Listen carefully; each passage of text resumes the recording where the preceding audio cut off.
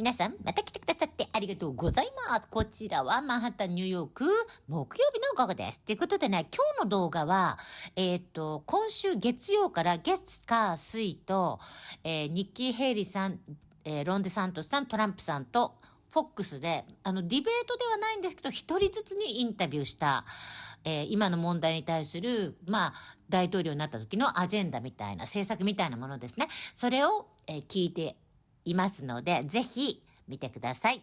3人の、ヴィベクさんはもうこういうのに出ないっていうことを決められたみたいなんですね。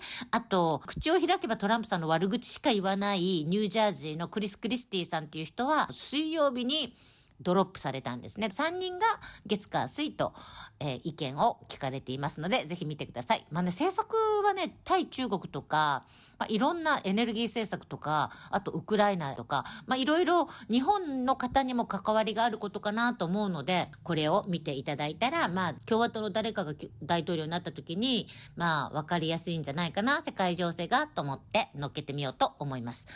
月曜日はね、もちろんミシェル・オバマがなんかコメントを出したりとか、あと国務長官、オースティンさんが実は前立腺がんで入院して手術してみたいなところがね、今もね、入院してらっしゃるそうなんですよね。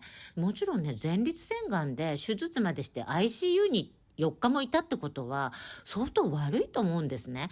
だからそれを更迭せずに、しかも全然知らなかったって言うんですよね、バイデン大統領が。もちろんバイデン大統領がこの国を決定をしているわけじゃないので、オバマか誰か知りませんけど、後ろで絵を描いてる人が、そういう方たちが本当に知ってたのかなっていうことと、更迭しないってことなんですよ。で、本当にね、私はその病気だからかわいそうっていうことではなくって、この国務長官っていうのはアメリカ、ひいては世界のこの今の緊張状態を鍵を握る人だから、本当にこんな状態の方にこの職務を押し付けたままでいるっていうこの無責任さが本当にびっくりなんですね。これは物議を醸しているんですけど、ということでね、とりあえず月火水の3人見てください。どうぞ。If you have to lie to win, you don't deserve to win. I never said Hillary Clinton was an inspiration.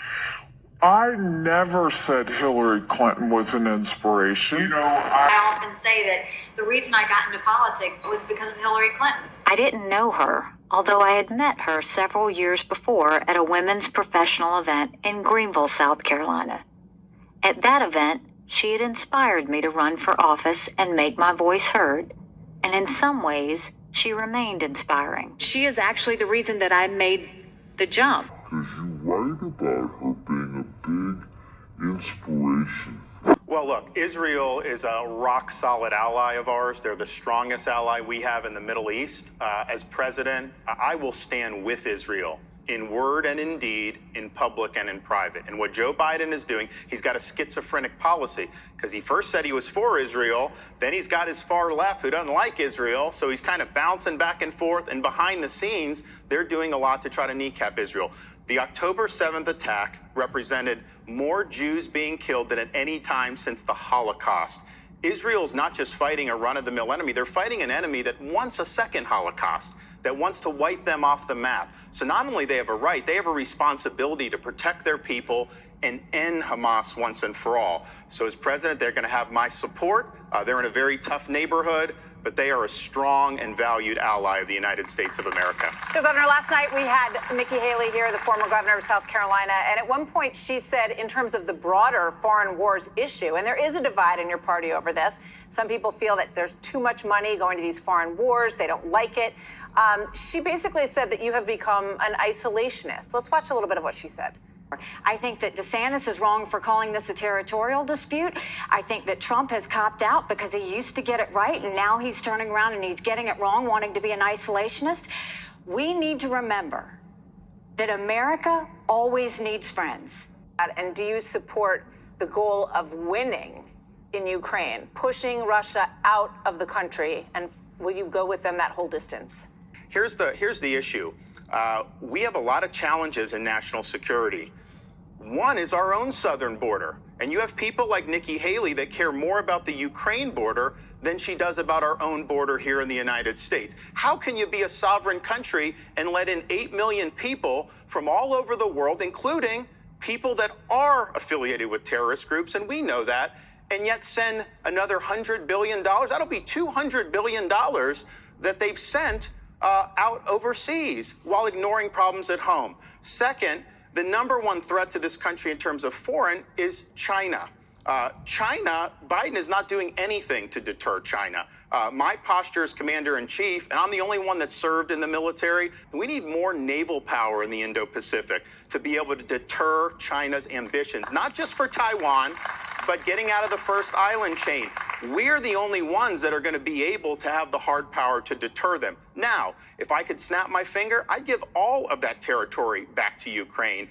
Russia had no right. They had no right to go into Crimea in 2014 or Donbass. And what they've done now is wrong. At the same time, they're sending your money to do things like pay salaries for Ukrainian bureaucrats. They're paying pensions for retired Ukrainian government workers. Is that America's role to be doing that? I don't think so. Now, in a military perspective, I'm going to be a good ally to those who are allied with us. She could give you a run for your money there. Well, you know, you have Democrats in New Hampshire, and they vote, and you have independents in New Hampshire in large numbers, and they vote. And I have polls that show me leading by a tremendous amount in New Hampshire and a lot in Iowa, and nationwide we're leading by almost 60 points. So I'm not exactly worried about it. I understand New Hampshire very well. I've won it twice. The bigger story wasn't the fact that he dropped out. Nobody cared too much about that. But he had a hot mic where he was talking to somebody about the weather, and he happened to say that she doesn't have what it takes. She'll be creamed in the election. And, I mean, I know her very well, and I happen to believe that Chris Christie's right. That's one of the few things he's been right about, actually. So you don't think we'll bring 4 years of chaos due to your haters? Well, I think, first of all, I'm glad you're asking the question. And I'm very glad that you started off by saying you're with me because I want you on my side. I figured maybe Fox would have written that question if it was just the second part of the question. But we have chaos now. Look at today with Hunter Biden going into Congress and just sitting down and the bedlam that's been caused. Today you have chaos. We have, I think, more with Joe Biden. He can't put two sentences together, and he's representing us very smart, and they're very cunning. And I think he had very little chaos. I think most of the chaos was caused by the Democrats constantly going after me.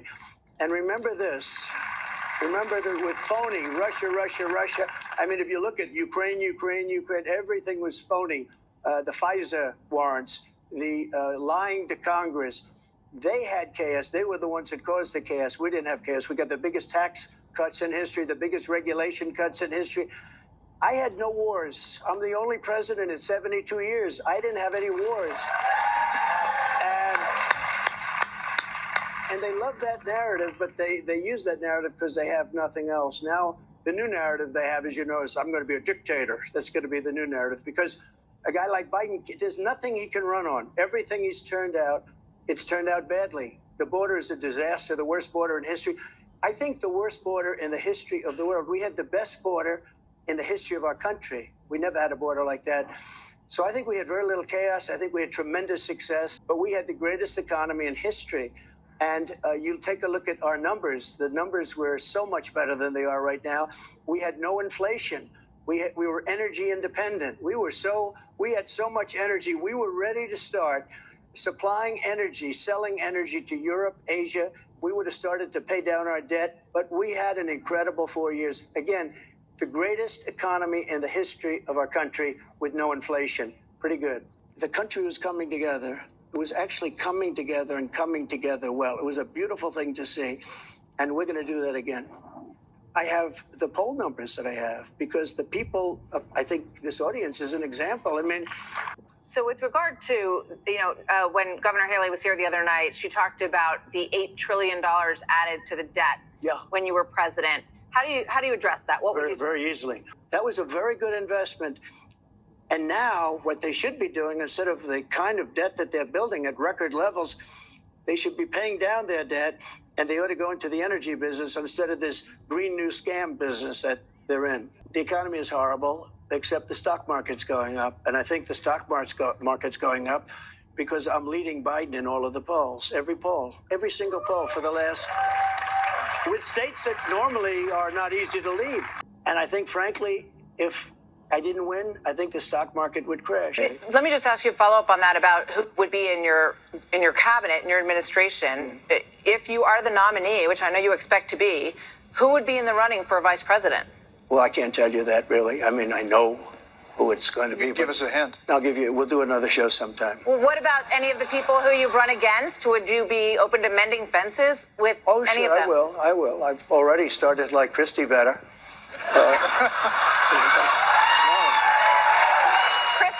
Christie for vice president?